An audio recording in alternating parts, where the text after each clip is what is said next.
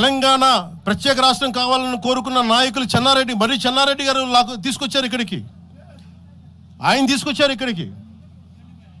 50 సంవత్సరాలు కలిసి ఉన్న రాజధాని ఇక్కడ సడన్గా పోయి మీరు ఇక్కడ రాకూడదు అని కొంతమంది నాయకులు, తెలంగాణ ప్రజలు వేరు. నేను మొదటి రోజు నుంచి చెప్తా ఉన్నా, పాలకులు వేరు, ప్రజలు వేరు.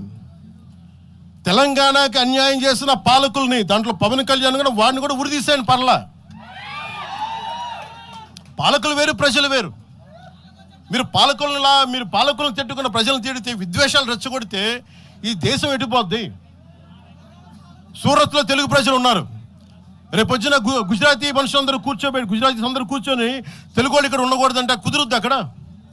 నాందేడ్లో ఉన్న తెలుగు వాళ్ళు, షోలాపూర్లో ఉన్న మన తెలంగాణ తెలుగు వాళ్ళు అందరూ కూర్చోబెట్టి మా మహారాష్ట్రీయులు తిరగబెడితే ఏమవుద్ది? దేశం నిలబడద్దా? దేశం ఒకటిగా ఉంటుందా? ఎంతకాలం తిడతారు? ఎంతకాలం?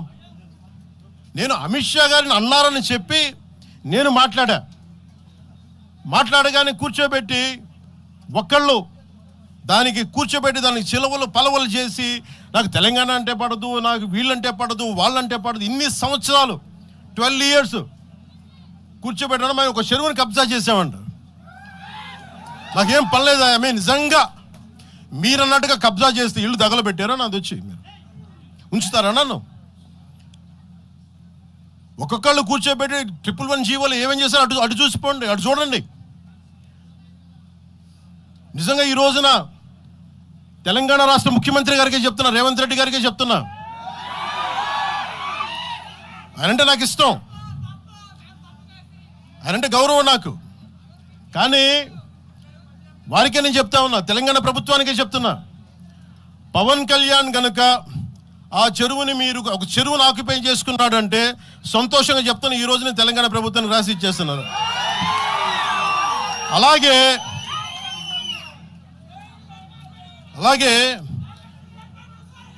లెఫ్ట్ మేము వామపక్షవాదులు అని చెప్పి ఒక ఎనలిస్ట్ మాట్లాడతా, ఇది ఎలా ఉంటుందంటే, ప్రపంచ కార్మికులారా ఏకం కండి అని చెప్పే వామపక్ష భావజాలం ఈ రోజున ప్రాంతీయతకు వచ్చింది. ఆ వామపక్ష భావజాలం చెప్పే వ్యక్తి అనలిస్ట్ ప్రకారం ప్రపంచ కార్మికులారా ఏకం కండి అని చెప్పే వామపక్ష భావజాలం ఈరోజు ఎక్కడికి వచ్చింది? ఆయన చెప్పిన విధానం ప్రకారం ప్రాంతీయతకు వచ్చింది. కమ్యూనిజం ఎందుకు చచ్చిపోయిందంటే ఇలాంటి వాటి వల్ల చచ్చిపోద్ది. ఈరోజు గద్దర్ గురించి మాట్లాడతారు. బండెనక బండి కట్టి 16 బండ్లు కట్టి ఏ బండిలో పోతాం నైజాం సర్కార్ ఓడా అంటే అది ఈరోజు మాకు వచ్చిన ప్రేమ కాదు. మాకు అది నా చిన్నప్పుడు చెప్పాను ఆ మాట, తర్వాత ఫస్ట్ మీటింగ్లో చెప్పా. గద్దర్ గారు బతికున్నప్పుడు మీరందరూ ఏమయ్యారా? గద్దరన్న బతికున్నప్పుడు మీరందరూ ఎక్కడున్నారు? గద్దరన్న వెన్నులో బుల్లెట్లు దిగితే గద్దరన్న నా దగ్గరికి వచ్చాడు. ఒకటి అడిగాడు ఆఫీస్కి వచ్చి, మన జర్నలిస్ట్ కాలనీలో ఉండే జనసేన ఆఫీస్కి వచ్చి, అరే తమ్మి నాకు బుల్లెట్లు దిగినీరా, నాకు వెనకాల నన్ను స్వేచ్ఛగా రే అని పిలుచుకునేంత చనువు మా ఇద్దరి మధ్య, నాకు బుల్లెట్లు దిగినీరా ఈ వెన్నులో, నడవాలంటే ఇబ్బందిగా ఉందిరా, నాకు కార్లో పోవాలంటే ఆటోలో తిరగలేకపోతున్నా, ఒక అండంగా అడుగుతున్నా, హక్కుగా అడుగుతున్నా, బండి కొనివ్వరా అంటే ఆయన ఒక 24 గంటలు 3 రోజుల్లోనో 2 రోజుల్లోనో బండి కొనిచ్చాను నేను ఆయనకి. ఇప్పుడు ఎందుకు చెప్తున్నానంటే ఆ రోజు నేను చెప్పుండొచ్చు, నేను చెప్పట్లా. మీకేం తెలుసు గద్దర్ గారి గురించి? మీకేం తెలుసు? మీరేం మాట్లాడతారు గద్దర్ గారి గురించి? బతికున్నప్పుడు ఆయనకి ఏం చేశారు? మీరందరూ బతికున్నప్పుడు మీరేం చేశారు ఆయనకి? మీరు పర్మిషన్ ఇవి కూడా ఇవ్వాలా? మీరు ఒక్కళ్ళు మాట్లాడలా? ఏదైనా అవసరం వస్తే నా కాడకు వచ్చి ఆయన గద్దరన్న ఏంటి ఏమనుకుంటున్నారు మీరు? నేను పాలిటిక్స్లోకి వచ్చాక తెలుసు అనుకుంటున్నారా గద్దరన్న? మీరందరూ చూసిన ఖుషీ సినిమా చూసిన తర్వాత చిరంజీవి గారు ఫోన్ చేశారు నాకు, అరే గద్దర్ గారు ఫోన్ చేస్తున్నారా నీకోసం, ఒకసారి నేను కలవాలంటాను. ఆయన ఒకటే మాట అన్నారు చూసి, అరే మా పోరలు చూపించిండ్రా బాబు నీ సినిమా పాట, దాంట్లో నువ్వు భారతదేశాన్ని తాకట్లో పెట్టే విజువల్ పెట్టావంట, నువ్వు మాకు అర్థమవుతుందా, మా భావాలు అర్థం చేసుకున్నవాడు అని చెప్పి. తరిమేల నాగిరెడ్డి గారి తాకట్లో భారతదేశాన్ని ఆ భావన నువ్వు పెట్టావంటే మాకు అర్థమవుతుందని నేను చెప్పాను. నాకు లెఫ్ట్ వింగో రైట్ వింగో తెలియదు అన్నా, నాది హ్యూమనిజం అన్నా, మీకు తోస్తున్న సంతోషం అన్నా అని చెప్పి. ఆ రోజు నుంచి ఆయన చనిపోయేదాకా, ఆయన అంతిమ ఘడియల వరకు ఆయన హాస్పిటల్లో ఉంటే వెళ్ళి కూర్చొని, అన్నా మీకు ఏం కావాలి చెప్పండి, ఏం వద్దురా తమ్మి, తెలంగాణ యువతకి కానీ ఆంధ్ర యువతకి కానీ భారతదేశంలో యువతకి భవిష్యత్తు వాళ్ళదని చెప్పు, నేను ఆయన నాకు రాసిస్తే, ఆయన నాకు ఒక లెటర్ రాసిస్తే నేను అది కూడా బయట పెట్టలా. ఆయనే ఒక ఆడియో ఫైల్ చేసి, నేను దాన్ని కూడా కూర్చొని చెప్పలా, ఆడియో ఫైల్ చేసి ఆయన ఒక చిన్న ఛానల్కి రిలీజ్ చేసి అది బయటకు వచ్చింది. మీరు కూర్చోబెట్టి తెలంగాణ గురించి అని మాట్లాడతారు. నేను నిజంగా ఎంత కమిట్మెంట్ లేకపోతే కొండగొట్టు ఆంజనేయుడికి నేను 30 కోట్లు టీటీడీ నుంచి ఇప్పిస్తాం. మేము